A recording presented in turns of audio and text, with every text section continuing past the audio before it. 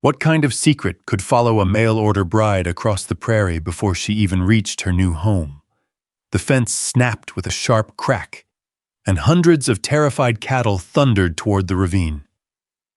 Dust burned Clara's eyes as she gripped unfamiliar reins, while the cowboy beside her shouted over the pounding hooves. Then a stranger emerged from the darkness and whispered, "Ask him about the blue ribbon." What did he mean? Share your first guess in the comments. The sewing needle slipped through another strip of worn cotton with the quiet certainty of a heartbeat. Outside the narrow boarding house window, rain tapped against the glass while wagon wheels splashed through muddy streets below. Clara Whitcomb leaned closer to the lamp, careful not to waste a drop of kerosene. The room smelled of thread, starch, and yesterday's coffee that had long since gone cold. The landlady knocked once before pushing open the door. "Paper's free today," she said, leaving a folded newspaper on the small table. "Folks only want the election pages." Clara thanked her softly. When the footsteps faded down the hall, she reached for the newspaper, intending to use it beneath her cutting cloth. A small advertisement near the bottom of the page caught her eye. It wasn't the largest notice. It wasn't even printed clearly. Yet something about the words refused to let her turn the page. Lonely ranch owner in Dakota Territory seeks honest woman willing to build a home. Hard work promised, wealth not promised, kindness given freely. Signed, Nathaniel Reed. Clara read it twice, then 3 times. Most advertisements spoke about cooking, children, obedience, or appearance. This one spoke about weather, cattle, long winters, and loneliness. It felt strangely human. She folded the newspaper with unusual care. On the small dresser stood the only photograph she owned, faded almost white with time. Her mother looked directly into the camera, one hand resting on the old sewing machine that had fed them both until illness carried her away. Beside the photograph lay a pair of silver sewing scissors wrapped inside blue cloth. "My answer won't hurt anyone," Clara whispered into the empty room. That evening she bought 1 sheet of writing paper, a fresh envelope, and a single postage stamp with nearly the last of her spare coins. She did not decorate her letter. She did not pretend to be cheerful. She simply wrote the truth. She told Nathaniel she could mend almost anything made from cloth, but had never learned how to mend loneliness. She admitted she owned little beyond her mother's scissors, a sewing box, and enough determination to work wherever she was welcomed. If he expected beauty or easy conversation, she warned him to choose another woman. Weeks passed, then another envelope arrived. His handwriting was careful and steady. He thanked her for telling the truth, because he had grown tired of pretending his own life was better than it was. He described Red Creek Ranch outside Cedar Ridge. He wrote about endless grass bending beneath prairie winds. He mentioned repairing fences before sunrise, calves born during spring storms, and evenings when only the fireplace answered his voice. He never once promised happiness. Instead, he promised honesty. Letters crossed the country for months. Spring slowly warmed into summer. Summer drifted toward autumn. By winter, Clara knew Nathaniel drank coffee too strong, repaired saddles himself, disliked wasting food, and still spoke to the old ranch dog named Judge as though the animal understood every word.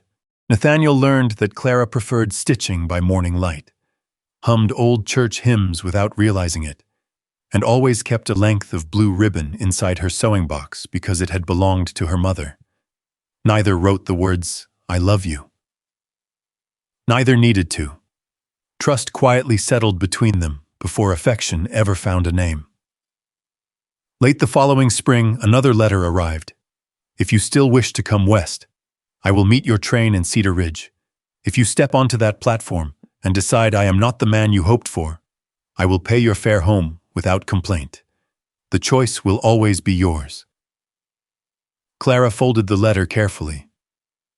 3 days later, she sold nearly everything that could not fit inside one wooden trunk. The boarding house room looked smaller than ever as she closed the door behind her for the last time. The journey west seemed endless, Smoke drifted past train windows. Prairies stretched farther than she believed possible. Little stations appeared and vanished like dreams beneath broad skies. At Cedar Ridge, the train finally sighed to a stop. Passengers climbed onto the platform.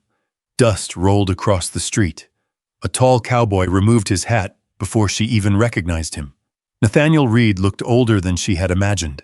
Sun and wind had carved quiet lines around his eyes. He stood awkwardly beside a sturdy wagon, uncertain whether to offer a handshake or simply carry her trunk. "Miss Whitcomb?" She smiled gently. "You've been writing to me for almost a year."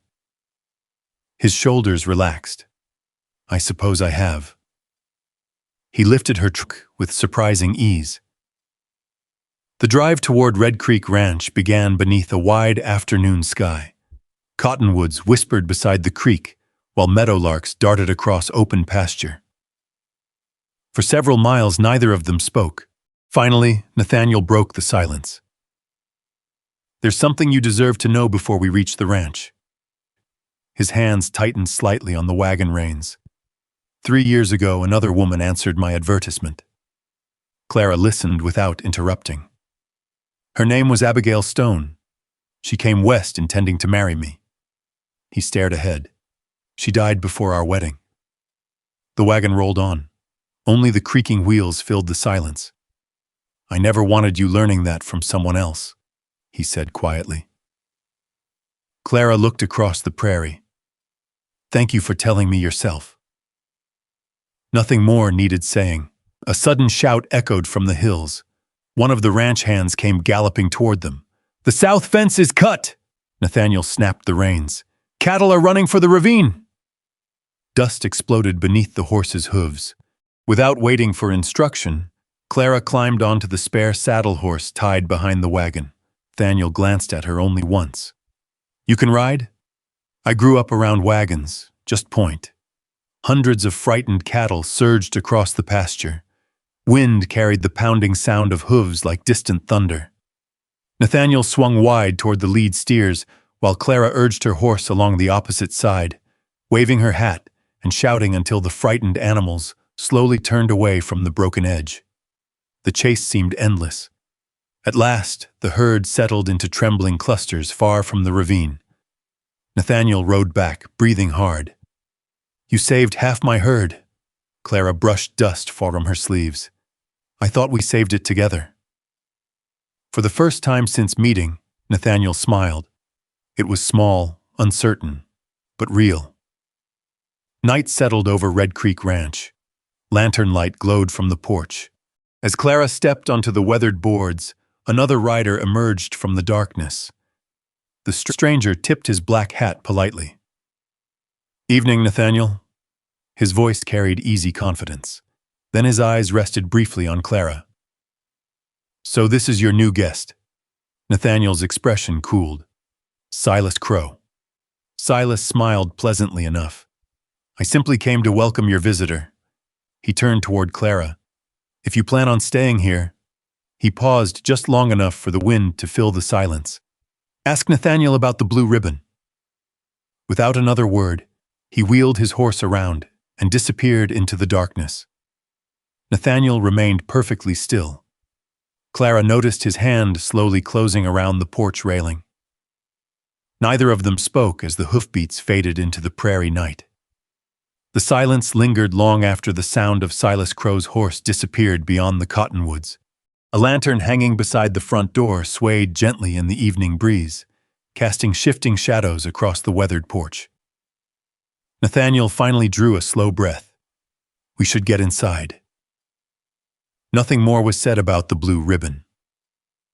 Not that night. Inside the ranch house, Clara found a place that looked clean but untouched by comfort. Boots rested neatly beside the fireplace. A coffee pot sat cooling on the iron stove. The dining table held only 2 plain tin plates and a folded receipt from the Cedar Ridge Mercantile tucked beneath the sugar bowl. Everything had its place. Nothing suggested anyone truly lived there. Nathaniel carried her trunk into the spare bedroom. "It belonged to my mother." The room overlooked the east pasture where dawn would first touch the grass each morning. A handmade quilt rested across the bed. Dust floated through moonlight near the window. "If anything needs fixing," he hesitated. "I suppose you'll notice before I do." For the first time that day, Clara laughed softly. "I've noticed 3 loose buttons already." Nathaniel looked almost embarrassed. "I figured as much." The next morning began before sunrise. Judge, the gray-muzzled ranch dog Nathaniel had described so often in his letters, greeted Clara without barking. He sniffed her hand once before leaning quietly against her skirt, as though deciding she belonged. "I reckon that's his way of approving people," Nathaniel said while filling 2 enamel cups with coffee. "I'm honored." They drank on the porch while morning mist drifted above Red Creek. No conversation felt necessary. After breakfast, Clara asked where she might keep her sewing things. Nathaniel led her to a small corner beside the front window where sunlight poured across the wooden floor. "My mother always stitched there." He paused before adding quietly, "No one's used it since." Clara unpacked her sewing box with careful hands, the familiar silver scissors, several spools of thread, her mother's blue ribbon folded beneath the needles. Nothing else. That afternoon, Caleb arrived from the south pasture carrying a torn saddle blanket across one shoulder. Barely 20 years old, all elbows and sunburned cheeks, he stopped short when he saw Clara sitting by the window. "You must be Miss Whitcomb."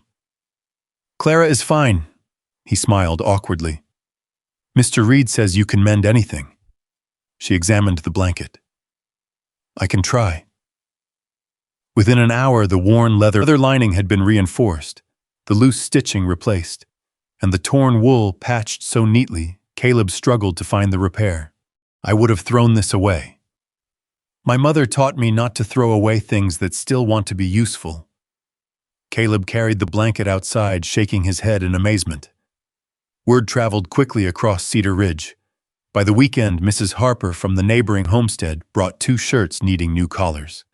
The Miller boys left an old canvas bedroll. Even Sheriff Dobbins stopped by with a split coat sleeve, claiming he only happened to be riding past. Nathaniel watched the growing stack of folded clothing near Clara's table. "You've been here 5 days. I've been sewing much longer than that." Something began changing inside the house. Fresh bread cooled beside the kitchen window. Curtains were washed and tied back. The front room smelled faintly of lavender soap instead of old smoke. Judge no longer slept outside every night. He preferred lying beneath Clara's sewing chair while thread slipped through cloth in steady rhythm. One Saturday, they drove into Cedar Ridge together. The wagon rolled slowly past the church, the blacksmith shop, and the small mercantile with its faded blue sign swinging above the porch. Inside, Mrs. Vale greeted Nathaniel warmly before studying Clara with thoughtful eyes. "So you're the lady brave enough to answer his advertisement." "I answered a letter," Clara replied with a gentle smile. "I suppose that's how most good stories begin." Mrs. Vale measured coffee beans into a paper sack before quietly lowering her voice. "There was another young woman once." Nathaniel looked toward the shelves near the flour barrels. Mrs. Vale noticed. "So he hasn't hidden it." "He told me himself." The older woman nodded with visible relief. "Abigail Stone was kind." She wrapped 2 bars of soap in brown paper. "A week before she died, she came in asking whether I'd seen a blue ribbon. Said she'd misplaced it." Mrs. Vale frowned as though trying to remember every detail. She seemed worried. "Worried about what?" Clara asked. "I never knew." Nathaniel returned carrying nails and lamp oil. The conversation ended. Outside, wagon wheels rattled over packed dirt as townsfolk tipped their hats in greeting. Only one man remained standing beside the hitching rail, Silas Crow. He smiled as Nathaniel loaded supplies. "Town seems to like your new house guest." Nathaniel kept working. Silas stepped aside as Clara climbed into the wagon. "I'd be careful asking questions about old stories." She met his eyes calmly. I usually prefer honest answers. So did Abigail. His smile lingered another moment before he walked away. On the drive home, neither Clara nor Nathaniel spoke much. Late that afternoon, a loose board in the north fence needed replacing. Nathaniel hammered fresh rails into place while Clara gathered scattered wire.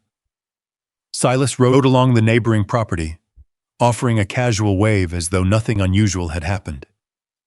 As he turned his horse, the sleeve of his brown coat caught briefly on a broken fence post.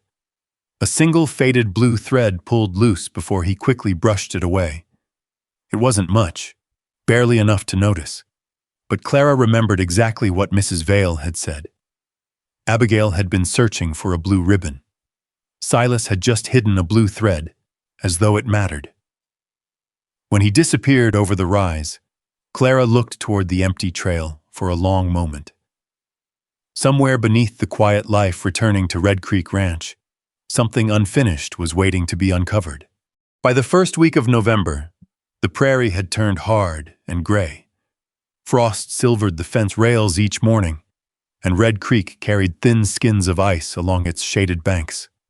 Nathaniel and Caleb spent their daylight hours moving cattle closer to the lower pasture, while Clara worked near the front window, mending gloves and heavy coats for the winter ahead. The house had begun to sound different. There were spoons against crockery, Judge's nails clicking over the floorboards, Caleb laughing when Clara accused him of tearing shirts faster than she could repair them. Nathaniel still spoke little, but he had started leaving a second cup beside the coffee pot before she entered the kitchen. One morning, Clara found a small wooden rack mounted beside her sewing table. "For your thread," Nathaniel said. The boards had been sanded smooth. Each peg was spaced carefully. "You made this?" He glanced toward the window. Couldn't sleep. Clara ran her fingers over the warm grain. "Thank you." Nathaniel nodded once, though the tips of his ears had turned red. That afternoon, Caleb rode in from the western line with a coil of cut wire across his saddle. "Same clean break as before." Nathaniel examined it near the barn door. The wire had not snapped under strain. Someone had clipped it with fence pliers. 2 days later, 6 sacks of grain vanished from the storage shed. Then the milk cow was found loose near the road. The latch on her pen lifted and set carefully beside the post. Nothing was stolen that could ruin the ranch, only enough to keep everyone watching the dark. Nathaniel began checking every gate before supper. He carried his rifle in the wagon when they drove into Cedar Ridge, though Clara noticed he kept it wrapped beneath a blanket rather than showing it openly. Silas Crow appeared less often. That worried her more. The first snow came after midnight. It fell wet and heavy, clinging to the cottonwoods and flattening the grass. Clara woke to Judge barking downstairs. Then came another sound, a deep crack. Not thunder, timber. She threw on her wool coat and opened the bedroom door. Orange light moved across the hallway wall. "Fire!" Caleb shouted outside. The lower barn was burning. Flames climbed the eastern wall, pushed by a hard north wind. Horses kicked against their stalls while smoke rolled beneath the roof. Nathaniel ran toward the barn with an axe. "Open the west doors!" Caleb dragged at the iron latch while Clara seized the nearest halter. Heat struck her face as she entered, sharp enough to steal her breath. A frightened mare reared in the aisle. Clara covered the animal's eyes with her shawl and spoke low into its ear until the kicking eased. Nathaniel cut through a jammed stall rope. "Take her out!" Together they led the mare into the snow. Neighbors arrived from the Miller place carrying buckets. Sheriff Dobbins came behind them in a wagon with 2 barrels of water. For nearly an hour, men and women formed a line from the pump to the barn, passing buckets hand to hand while sparks blew across the yard. Clara's gloves soaked through, her fingers burned with cold. Nathaniel worked beside her until his sleeve caught fire near the elbow. She slapped it out with her wet shawl. He stared at her, startled. You're hurt?" "I'm fine." That wasn't my question. Before she could answer, part of the roof collapsed with a shower of sparks. Nathaniel pulled her backward against him. For one breath, they stood close enough that Clara felt his heart pounding through his coat. Then the moment broke. The fire was contained before it reached the main barn, but the lower structure was lost. At dawn, blackened beams smoked beneath a pale sky. Caleb stood alone near the ruined tack room. His face looked younger than ever.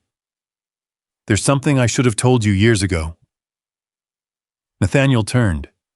Caleb reached beneath a loose stone near the foundation and pulled out a small wooden box, darkened by age. "Abigail gave me this the morning she died." His hands shook. "She said if anything happened, I was to keep it hidden. I was just a stable boy, 15 years old. Silas told everyone Abigail had fallen by accident. I got scared." Nathaniel did not take the box at first. "You had this all along?" "I'm sorry." The anger in Nathaniel's face came quickly, then vanished when he saw Caleb's fear. He accepted the box. Inside lay a torn strip of blue ribbon, a folded piece of survey paper, and a note damaged by water. Clara held the paper near the stove later that morning. Only a few words remained clear. Northern boundary, false claim, Crow. Nathaniel read the name twice. A knock sounded at the front door.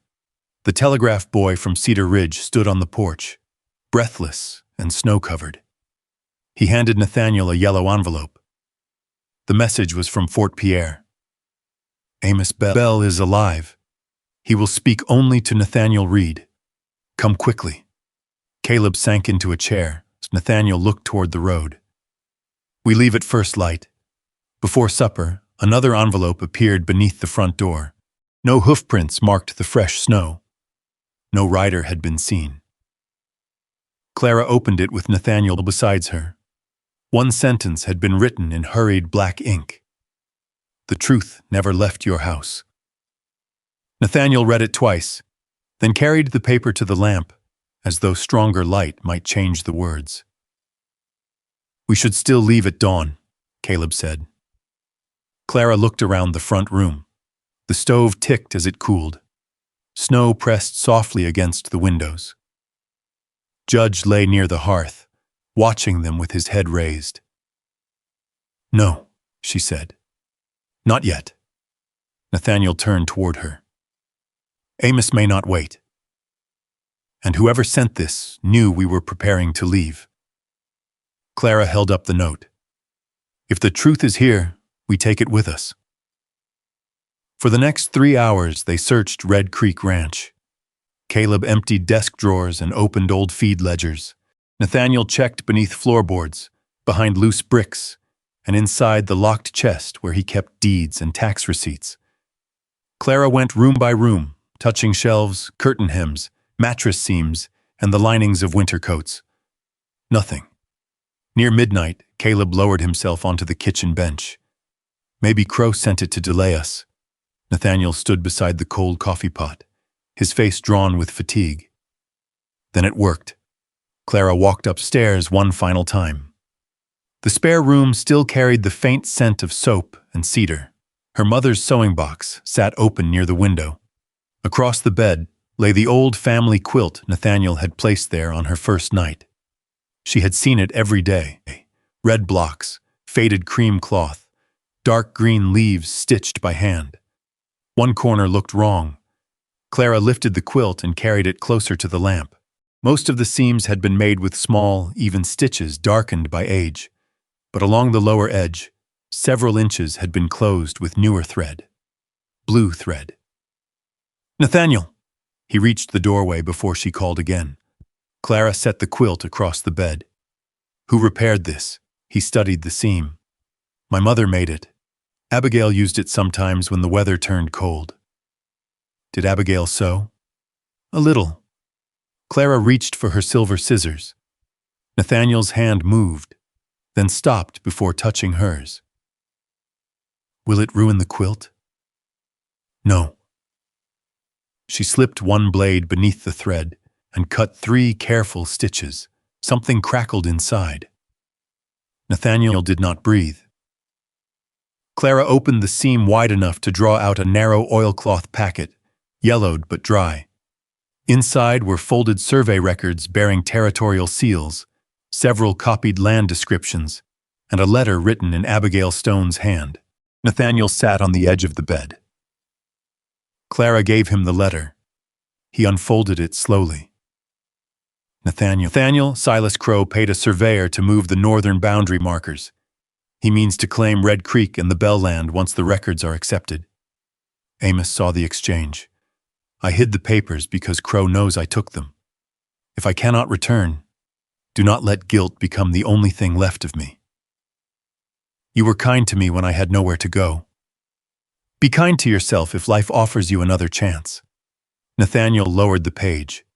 The room became so quiet Clara heard snow slide from the roof. He pressed the heel of his hand against his eyes. I thought she died because I sent her alone to Cedar Ridge. Clara sat beside him, leaving a small space between them. You didn't write these false claims? No. You didn't threaten her? No. Then carry what belongs to you, not what belongs to Crow. His hand fell to the quilt. For a moment he stared at Clara's fingers resting near his. Then he covered them gently with his own. I don't know what I would have found without you. You would have found an empty seam. A faint smile touched his face, though grief still held his eyes. At first light they prepared to leave. Sheriff Dobbins arrived with 2 horses and a canvas case for the documents. The forged surveys were wrapped in oilcloth and placed beneath his coat. Clara packed bread, dried beef, coffee, and a small bottle of liniment. Caleb checked every saddle buckle twice. The road north crossed frozen prairie before rising into rough country beyond the ridge. Wind scraped loose snow across the trail. By the second evening, the horses were white with frost around their bridles. They slept in an abandoned survey cabin with one broken shutter and a stone fireplace that smoked whenever the wind shifted. Nathaniel gave Clara his heavier blanket and claimed he did not need it. At midnight she woke and found him sitting by the dying fire. You should sleep, she said. So should you. She moved beside him. Neither spoke for a while. Then Nathaniel said, When this is over, you're still free to leave. Clara watched the coals settle. I know. I don't want gratitude mistaken for a promise. It isn't. He looked at her then, searching her face. What is it? Clara drew the blanket closer around her shoulders. Something I'm not ready to name while a man is trying to steal your land. Nathaniel's quiet laugh was the first warm sound inside the cabin. They reached Fort Pierre near dusk on the 3rd day. The territorial hearing was scheduled for morning in a narrow brick building near the river. Amos Bell waited in a room behind the sheriff's office, thinner and older than Nathaniel remembered, with a scar across one cheek and both hands wrapped around a tin cup. I saw Crow stop Abigail near Red Creek, Amos said. She had the survey papers. He demanded them. She ran toward the crossing. His voice weakened. The bank had broken from rain. She slipped into the water. I tried to reach her, but Crow held me back. Said if I spoke, my family would lose everything. Sheriff Dobbins placed paper on the table. You'll say that before the judge? Amos stared at the door. Then hoofbeats sounded outside. Several riders stopped in the street. Nathaniel moved to the window. Silas Crow dismounted beneath the courthouse lamp with 3 armed men behind him. He looked up directly at the glass and smiled. Nathaniel stepped away from the window. Lock the back door. Sheriff Dobbins moved first. Caleb slid the wooden bar into place while Clara gathered the oilcloth packet and tucked it beneath her coat. Outside, Silas Crow crossed the frozen street at an easy pace. His 3 men remained near the horses, hands resting close to their belts. Crow knocked once, then opened the door without waiting. Evening, Amos? Amos Bell's tin cup rattled against the table. Crow removed his gloves finger by finger. You look poorly. Sheriff Dobbins stood between him and the witness. The hearing begins at 9. I know the hour. Crow's gaze shifted to Clara. And I know who found the papers. Nathaniel stepped beside her. Crow smiled again. A seamstress opened what better men overlooked. Clara kept one hand against the packet under her coat. Better men were too busy being frightened of you. The smile vanished. Crow took one step forward. Nathaniel did not raise his voice. That's far enough. For several seconds, no one moved. Wind pushed snow beneath the door. Somewhere outside, a horse stamped against the frozen ground. Then the territorial marshal appeared behind Crow with 2 deputies. Mr. Crow, he said, you may attend the hearing in the morning. Until then, you and your men will surrender your weapons. Crow's jaw tightened. He looked at Nathaniel as though memorizing him. This land will bury you yet. Nathaniel answered quietly. It already buried one person. Crow left without another word. The hearing room filled before sunrise. Ranchers from Cedar Ridge stood along the back wall. Mrs. Vale had arrived on the midnight stage, wrapped in a brown wool cloak. She carried her mercantile ledger beneath one arm. The page marked where Abigail had purchased paper, sealing wax, and a length of blue ribbon 3 years earlier. The territorial judge examined the forged surveys one by one. Abigail's letter was read aloud. Then Amos Bell took the witness chair. His voice failed twice. Each time Clara met his eyes from across the room. Not urging, not forgiving, only waiting. At last, Amos placed his hand flat on the table. I saw Silas Crow stop Abigail Stone near the northern crossing. She carried the stolen survey copies. When the creek bank broke beneath her, Crow kept me from reaching her. Afterward, he threatened my family and made me leave the territory. The judge slid the written confession toward him. Is that your statement?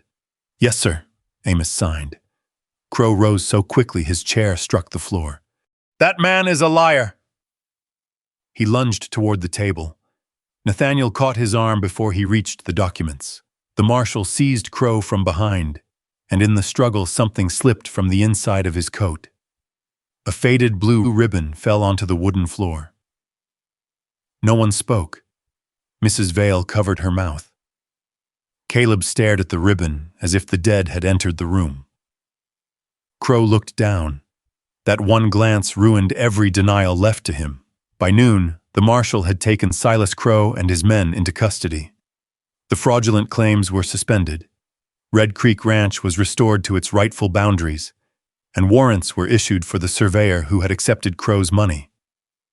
There was no cheering outside the hearing room, only the slow release of breath after years of fear. Nathaniel found Clara near the courthouse steps. Snow had stopped. Sunlight lay pale across the Missouri River. It's finished, he said. The hearing is. He understood what she meant. 3 days later, after the long ride home, Nathaniel saddled his horse alone. He carried the recovered ribbon in his coat pocket. Clara watched from the porch, but did not ask where he was going. Abigail Stone's grave stood beneath bare cottonwoods near Red Creek. Nathaniel brushed snow from the small wooden marker and placed the ribbon against the base. I'm sorry it took so long, he said. The wind moved through the branches. For the first time in 3 years, he did not ask the silence to answer. He returned after dark. Clara sat near the fireplace, repairing the torn cuff of his winter coat. Judge slept beneath her chair. 2 cups of coffee waited on the table. Nathaniel removed his hat. Did you say what you needed to? Yes. She nodded and returned to her stitching. He stood there a moment longer. I asked you to come west because I thought I needed a wife. Clara set the coat across her lap. And now? Now I know I needed someone who would tell me the truth when I didn't want to hear it. Someone who would ride beside me instead of behind me. He drew the empty chair closer to hers. I won't ask you to replace Abigail. I won't ask you to forget where you came from. I'm only asking whether you'll build something with me that belongs to us. Clara looked toward the sewing table Nathaniel had made for her, at the coffee cup waiting beside his, at Judge sleeping as though he had never known another place for her. You promised I could leave. I did. And if I stay, his hand rested open between them, then you stay because you choose to. Clara placed her hand in his. I already did. The following spring, Red Creek Ranch no longer sounded empty. Children from neighboring homesteads crowded Clara's sewing room, while their mothers traded cloth, recipes, and news. Caleb occupied a chair at the supper table without waiting to be invited. Mrs. Vale arrived every second Sunday carrying cinnamon bread. Even Amos Bell returned once, not asking forgiveness, but offering a day's honest work. Nathaniel built another shelf beside Clara's window, then another. On warm evenings, they sat together on the porch while cattle moved through the green pasture and Red Creek shone beneath the setting sun. The advertisement remained folded inside Clara's sewing box, not because she missed the lonely room in St. Louis, because those few plain lines had led her to a ranch, a husband, and a circle of people who noticed when her chair was empty. One winter night, as snow settled against the windows, Clara looked around the supper table and understood what had changed. She had crossed half a country searching for one person willing to welcome her. Instead, she had found a family. Beside the fire, Nathaniel reached for her hand, and this time, the house remembered only warmth. As the wind settled outside and the last glow of daylight faded beyond the prairie, Red Creek Ranch no longer felt like a place haunted by old sorrow. It had become a home where quiet mornings, shared work, and simple kindness mattered more than the wounds people carried before they arrived. Sometimes the greatest gift isn't finding the life you expected. It's finding the people who choose to walk beside you after they've seen every broken piece. If you've ever wondered whether there's still a place where you truly belong, perhaps Clara's journey speaks to something deep inside your own heart. Maybe home isn't the place where your story began. Maybe it's the place where someone finally looks at you with honesty, patience, and love, and asks you to stay because they want you there. The frontier demanded strength, but it also rewarded compassion. Nathaniel and Clara didn't build their future by forgetting the past. They built it by facing the truth together, one quiet day at a time. That kind of love doesn't erase yesterday. It gives tomorrow room to grow. If this story stayed with you, I'd love to know what moment touched you the most.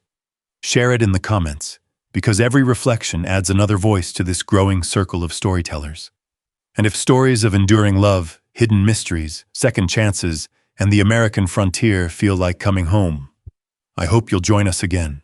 There are many more journeys waiting just beyond the next trail.